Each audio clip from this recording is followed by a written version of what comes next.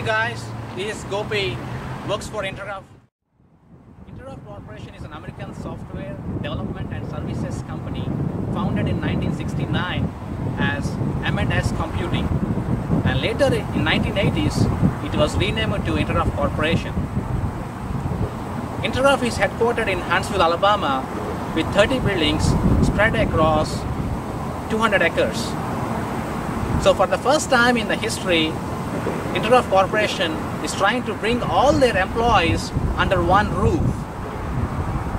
So let's talk to a few people in remembrance of the old buildings and campus before we embark the next phase of Intergraph at 305 Intergraph Way. Let's go in.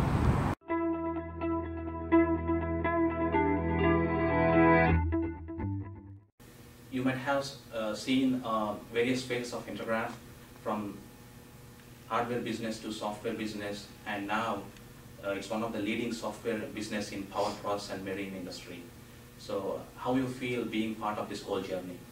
Well, it's been a very fascinating 21 and a half years for me, that's for sure.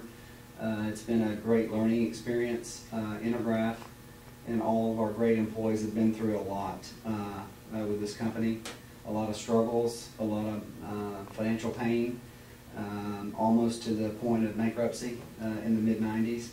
And I think that's one great thing about the company and its resilience to keep moving forward. And now we're fast forward ahead 15 or so years from the worst time, and now I think it's really part of our best time because we're doing really well. We're serving our customers great. We're on sound financial footing, and we're on the verge of a vision that happened a long time ago, many years ago, even by our founders, to put a headquarter building close to the lake. And so I'm looking forward to beginning that new journey into the new building. Hey folks, we are in front of the building 30. This was the last of this design of buildings that we built, and it was built to hold a bunch of VAX computers. And that's primarily why we've got such great air conditioning and heating.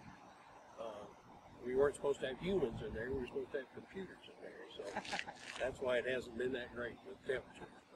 But it's been a good build. It's been a good build. Seems like it's pretty safe when we get a huge tornadoes passing by, right? Absolutely. This is the only building with a steel roof. Do you remember any kind of big changes going on in the building 30 over the years? Well, a couple come to mind.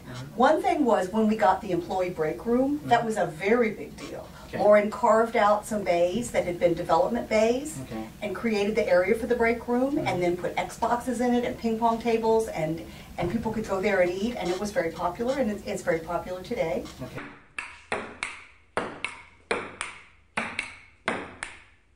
Another thing that I've really enjoyed is seeing the building being transformed by Scrum. And seeing the employees empowered to make the area their own, and then they could decide by team to change it again and change it again until it was right for them. And I think the building has lent itself very well to that. Okay.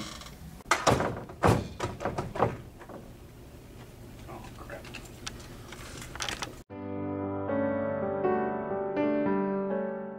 It's kind of interesting. We had a putter and some golf balls.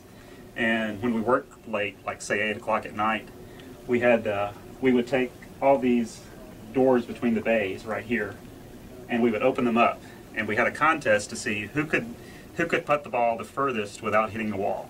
So I think the record, I think we managed to get it like through 7 days with a putter. So just some of the things that happened here late at night in the early 90s, we were a wild bunch. The other thing that we had that was the mainstay of our group was we had a mascot, which was a chia pet that was a pig, and of course we called it the Meta Pig. I'd actually have it at home, but this is the picture of it. The help desk was right here. So basically all day we started to hear the phone ring all day. As you can imagine, with our IT department at the time, Carl actually worked here, so every day we basically had to hear the phone ring followed by help desk. And I remember one day it was really hot in the offices, and we were talking about something, and I was talking to Stan, and he was looking up at one of the windows from the office, like what's behind here. I noticed that the window was getting wet for some weird reason. And I'm just kind of looking at it thinking, what's going on there? And what we noticed is the window got wetter and wetter and wetter, and it was like totally steamed up. And then I noticed that my whiteboard, starting from one end, started getting wet. And there was condensation all across, and it just came through. So we always said that it was a cold front going through the bay, and after that it was quite cold in the office. So one of my favorite stories is when I worked in the utilities division in SG&I. I was a trainer, and there is a very nice area in Building 17 that was set up for training rooms and a beautiful conference room. And I had a training that was going on with some gentlemen that was going to span over a 2-week period. Okay. And so when I left on Friday of that first week, I thought, you know, just in case anybody's tempted to come back over the weekend and tinker with their systems, I'm just going to lock the door to the training room. Okay. Thinking, no problem. Yeah. If there's a lock, there'll be a key to open it up. Get back on Monday morning, go to the room, still locked. Yeah. Yep. So I go and I ask the administrator, do you have a key for that door? She says, oh, well, I don't know. You know, here's a ring of keys, you know, see which key opens. I tried every key. No key opened the door. And I'm beginning to get a little nervous now. It's almost time for my class to start. Well, the thing that's nice about these old Intergraph buildings is look above you. Those ceiling panels, you can push them up and crawl over. Wow. Well, everybody knows that I'm vertically challenged. Being 5'2", I wasn't going to be able to haul myself up and over. So I quickly went down to the facilities office, was able to grab a couple of guys there, sweet, wonderful gentlemen. And lift you up? No, they brought a ladder. Okay. And thank goodness a very kind gentleman climbed up the ladder, moved the ceiling panel over, dropped over onto the other side so he could walk over and unlock the door for me. Wow. Because they just never made a key for that room. Favorite has to be during the time when a tradition started in one of the groups that I was in. Someone had never brought anything personal into their cube at all. So to celebrate his birthday, we decided to decorate his cube for him. Okay. And we just made it a redneck paradise, basically.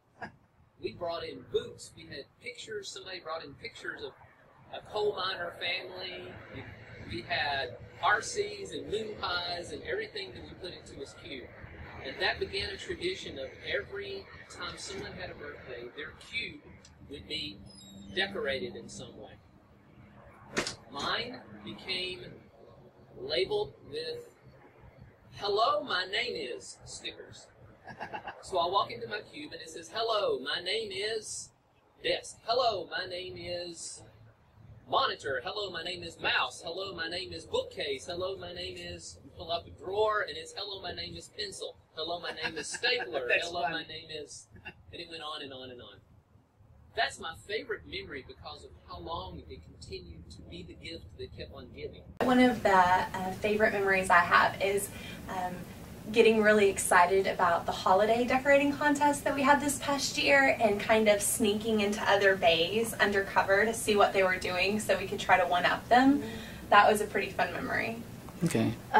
Something that's really funny to me is how we always get the notices about the lost items from the south side or the north side of the building. And the weird things they've lost. Yeah, and the weird things they lost. A toboggan. Or I came back to this office one day and suddenly it was Christmas in Building 30. I was surprised.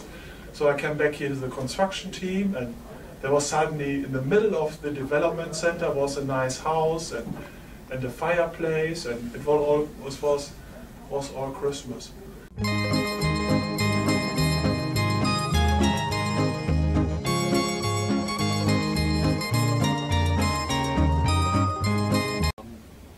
One of the fellows that works here works in instrumentation, Scott.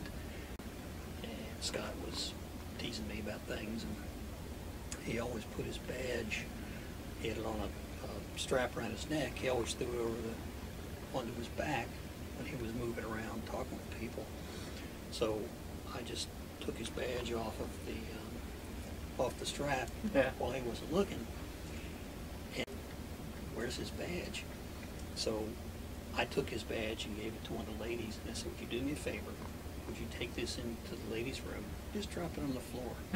So she took it into the ladies' room and dropped it on the floor. And again, it was only a few minutes, and Sandra Gee came walking in, and she had Scott's badge, and she kind of stomped over to his desk and threw it down and said, "Scott, I don't want to hear how it got there. I don't care how it got there, but your badge was in the women's room." So Scott had no idea who did all of this, so he was embarrassed, but it was pretty funny. So.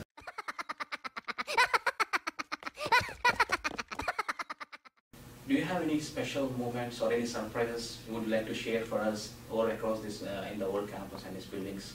Yeah, I've got a few funny memories of the building. One of my employees, Dale Carter, almost set the building on fire.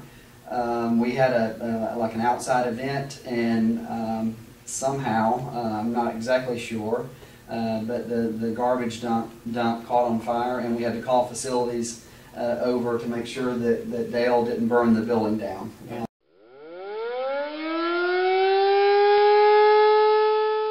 I first got here, the way Building 30 is set up is really confusing because both ends of the building look identical, and the only way you can find your way around is with the diamond in the middle of the hallway. And so I was so used to going down to the, I believe it's the south end of the building, and that's where I would always go to get coffee or use the restroom or whatever.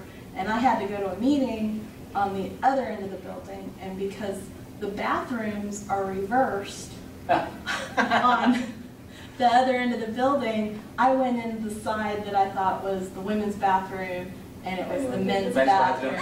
And I didn't realize it until a gentleman got in the stall next to me, and I heard men talking, and I froze, and I had to try to sneak out, and I didn't quite make it. Two men were coming in, and they're like, "You're in the wrong bathroom." They started laughing at me. So one of my best memories here was sitting in my office and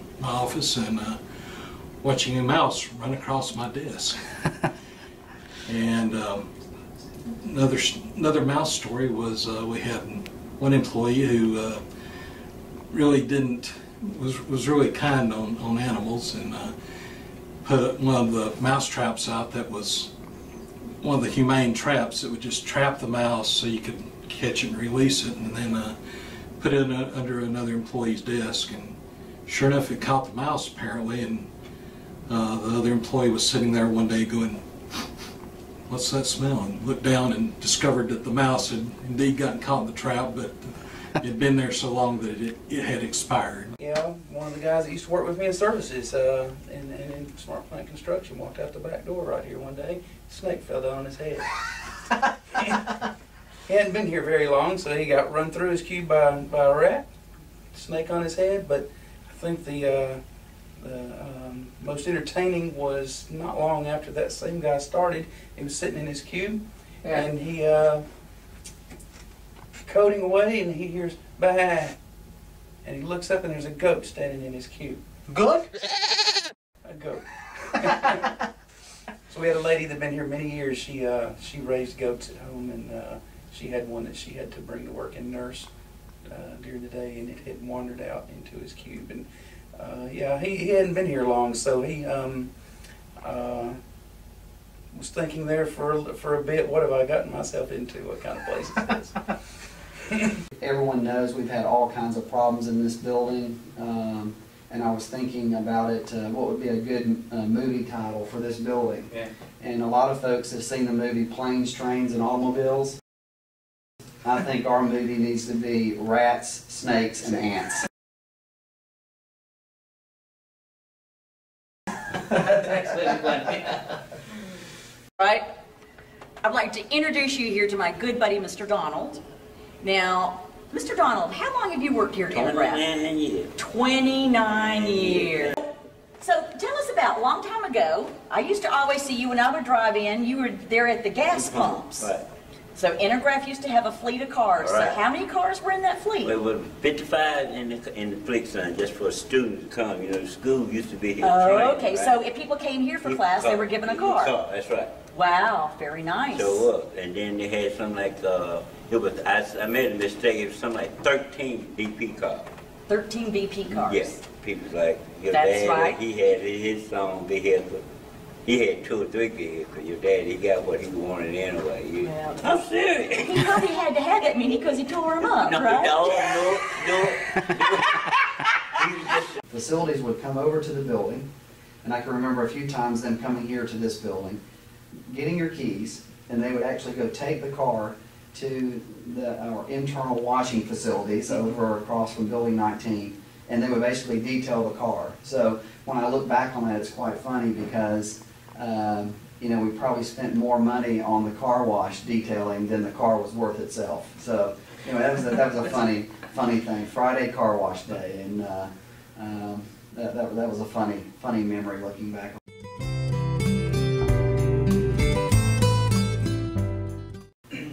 Are you going to miss anything from this building? Experiencing snow-like conditions and a heat wave all in the same day is something all of our employees have experienced with the crazy heat and air unit that we have. You know, one day it'll be 40 degrees, and the next day, or even inside the same day, will be 90 degrees. There's one specific thing I might miss, or perhaps even will not miss, is every time when I come into Building 30, there's a specific smell that's only specific for Building 30. So just in the specific smell, I think I will not miss it. While moving to a new building, how do you miss the old buildings? Well, what I will miss the most would be arriving to work and just in 2 minutes I'll be in my office. How am I going to miss? Yeah. It's got more bathrooms and space. Building 30, I mean, still today is obviously my home. I'm traveling a lot, and I'm obviously then out there somewhere. But when I'm coming back to Building 30, it's kind of coming home. Talk about Intergraph, this is home. Yeah. A lot of people say home at home. This is my home. Home. Right here. It's all our home. Yeah, this is all. Okay. He said. You know, there are just a lot of work memories and a lot of great people we've worked with here in the building, and you know, it's where I've driven to every day for many years. So even though we're just moving across the street, it's definitely gonna miss the old building, but I'm really looking forward to the new building very much.